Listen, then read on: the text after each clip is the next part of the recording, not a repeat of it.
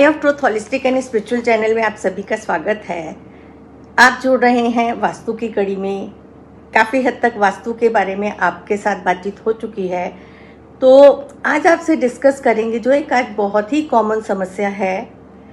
घर घर में दवाइयों के भंडार। यदि घर में 4 सदस्य हैं तो 4 सदस्य किसी न किसी प्रकार की मेडिसिन्स ले रहे हैं।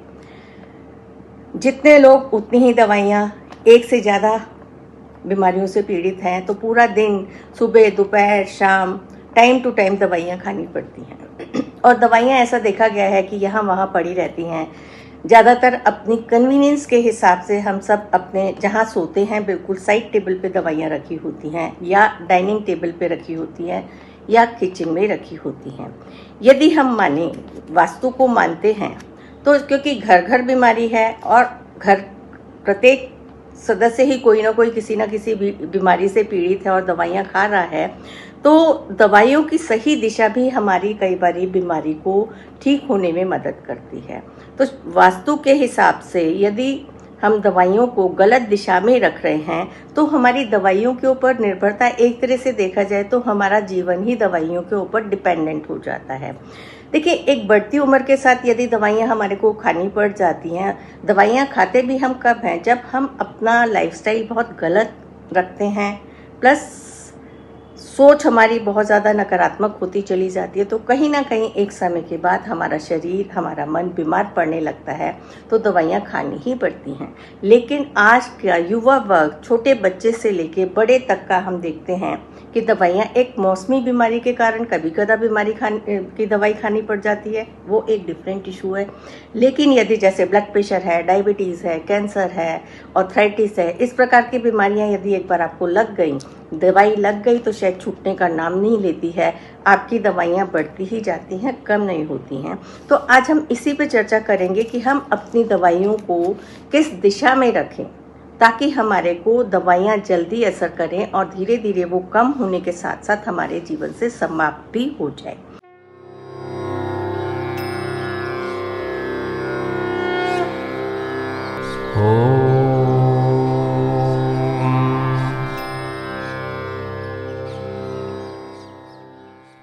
दवाइयाँ हम डॉक्टर के कहने के हिसाब से ही लें और डॉक्टर के कहने पर ही छोड़ें।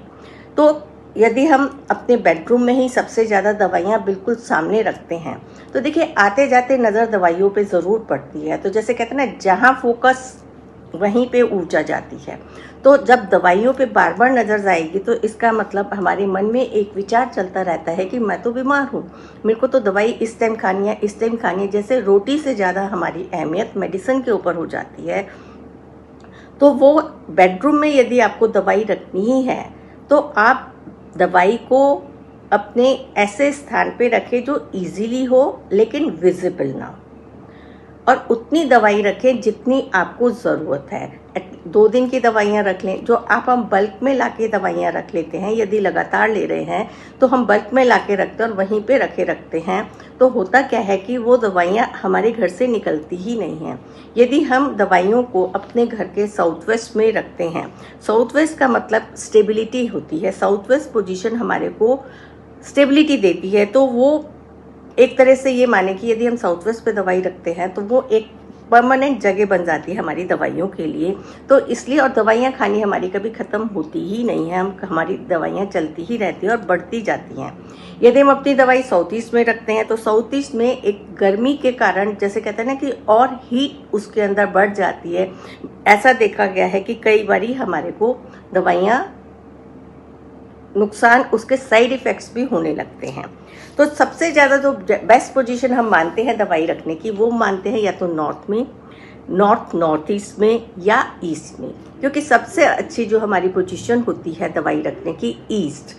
हेल्थ को इम्प्रूव करने की भी हमारी जो डायरेक्शन होती है वो ईस्ट। यदि कोई इंसान आपके घर में बहुत ज़्यादा बीमार है, क्रॉनिक है, तो आप उसका रूम शिफ्ट कर सकते हैं ईस्ट में, और उसकी मेडिसिन्स को भी आप ईस्ट में रखेंगे। क्योंकि जो ईस्ट जोन है हमारा फास्ट रिकवरी का जोन है, ये हमारे को अच्छी हेल्थ और वाइटलिटी देता है। तो इस हिसाब से हम लोगों को दवाइयों का जो प्लेसमेंट है रखना चाहिए। और यदि हम अपनी दवाइयों को ग्रीन कंटेनर में रखें तो वो और अच्छे रिजल्ट्स देते हैं कहीं ना कहीं, क्योंकि कुछ ना कुछ दवाइयों डायरेक्शंस कलर्स मैटर करते हैं। यदि हम दवाइयों को कहना चाहिए कि यदि हम दवाइयों को साउथ वेस्ट में रखते हैं और आपका साउथ वेस्ट में ब्लू कलर है, तो जब एंटी कलर हो जाता है तो ऐसे में भी आपको हेल्थ की समस्या आती है। तो देखिए, दवाई और बीमारी दोनों का एक कंसर्न है। यदि हमारा साउथ वेस्ट में कलर उसके एलिमेंट से अपोजिट है तो भी हम बीमारियों को फेस कर सकते हैं। नॉर्थ ईस्ट में भी यदि हमने रेड कलर लगा रखा है तो भी हम बीमारी को अट्रैक्ट करते हैं। ईस्ट में यदि हमारा क्लटर है, बहुत ज़्यादा गंदगी है, हम सामान वहाँ से हटा के रोज़ रोज़ सफाई नहीं कर सकते हैं, भारी सामान रख रहा है, तो भी वो हमारे को बीमारियां देता है।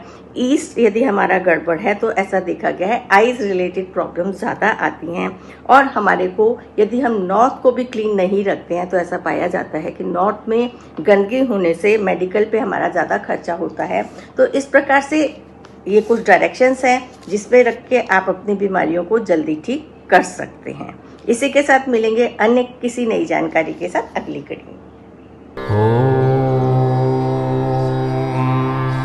हमारे चैनल आई ऑफ ट्रुथ को सब्सक्राइब कीजिए YouTube पर, इसे फॉलो कीजिए Facebook पर, Instagram पर, Twitter पर और कू पर। हमारे चैनल के बारे में फीडबैक देने के लिए हमें मेल कीजिए ioftruth.6@gmail.com पर।